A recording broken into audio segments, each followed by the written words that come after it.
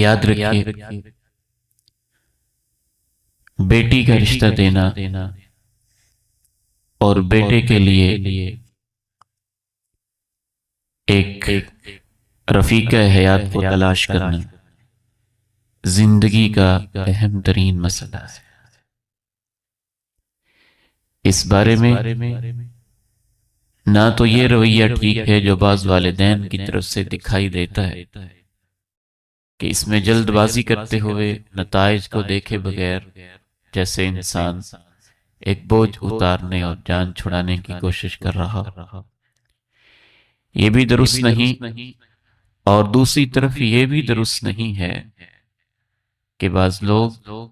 خواہ مخواہ ہیلوں بہانوں سے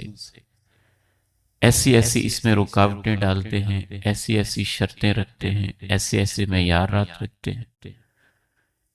کہ بیٹیاں گھر میں بیٹھے بیٹھے ہی 30-35 سال کی عمر کو یا اس سے بھی متجاوز ہو جاتی ہے، اور وہ اس تلاش میں رہتے ہیں ممکن ہے اس سے بہتر بھی مل جائے، ممکن ہے اس سے بہتر مل جائے، ممکن ہے اس سے بہتر مل جائے۔ ایک رشتہ آتا ہے، میری بچی تو ابھی چھوٹی ہے، پھر آتا ہے بچی ابھی پڑھ رہی ہے، پھر رشتہ آتا ہے ابھی تو اس نے ایسے کرنا ہے، پھر رشتہ آتا ہے اب اس نے بی ایس کرنا ہے،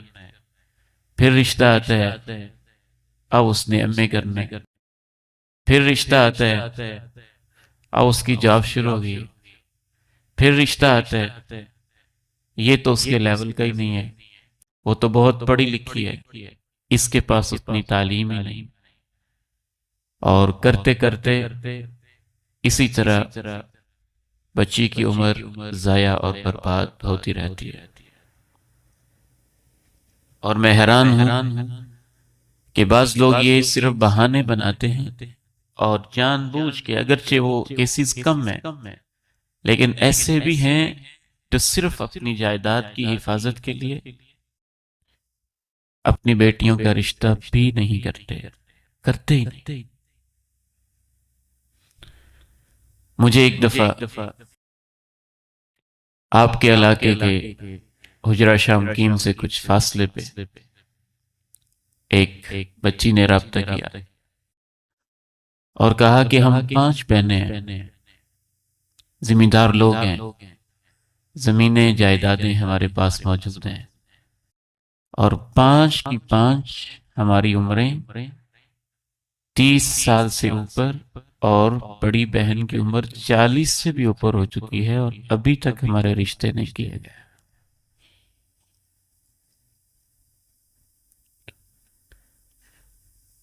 ایک نوجوان بیٹی ہسپتال میں اپنے ابو کے پاس، اور اس کا ابو نزع کی کیفیت میں ہے،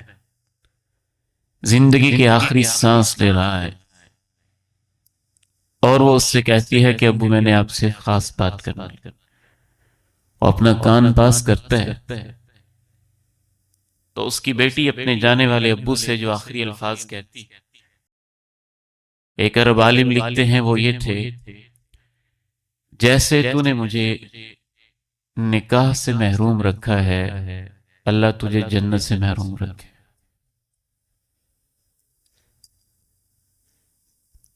والد گرامی رحمہ اللہ تعالی فرمایا کرتے تھے،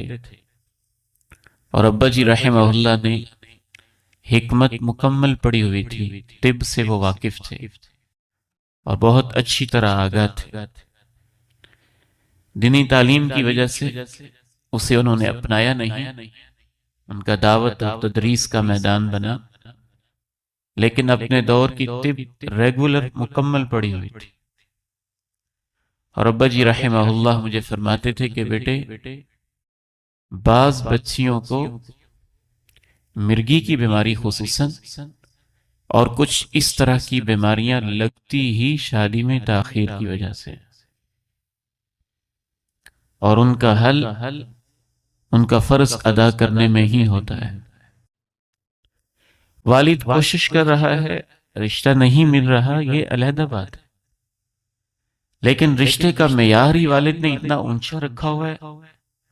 کہ اس کے معیار پہ کوئی پورا اترتا ہی نہیں، کوئی اس کے لیول پہ آتا ہی نہیں، یا ایسی ایسی ناجائز پابندیاں لگائی ہوئی ہیں، ہم تو اپنے خاندان سے باہر کرتے ہی نہیں،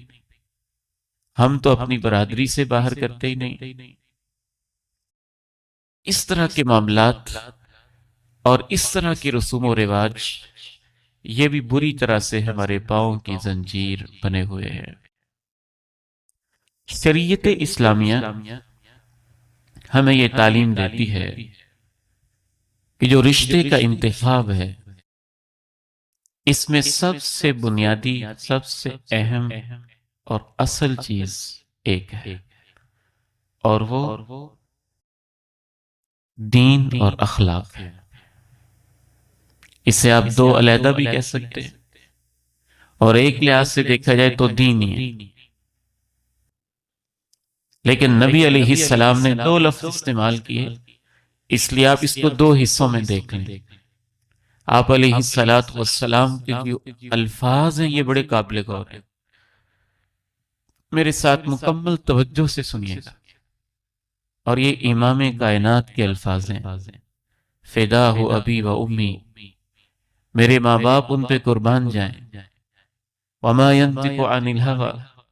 وہ وحی کے بغیر نہیں بولتے تھے،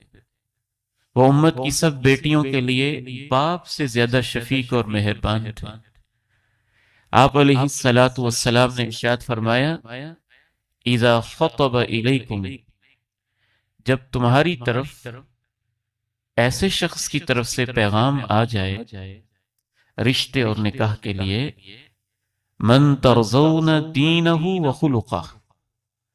جس کا دین بھی تمہیں اچھا لگے اور اخلاق بھی اچھا لگے، فزوجو، تو رشتہ دے دو اور شادی کر دو۔ پھر آپ علیہ السلام نے یہ بھی ارشاد فرمایا، اور یہ بڑے قابل غور الفاظ ہیں، الا تفعلوا، اگر تم نے ایسے نہ کیا، اگر تم نے ایسے نہ کیا، تکن فتنة فی الارض وفساد کبیر، تو زمین میں فتنہ برپا ہو جائے گا اور لمبا چوڑا فساد برپا ہو جائے گا۔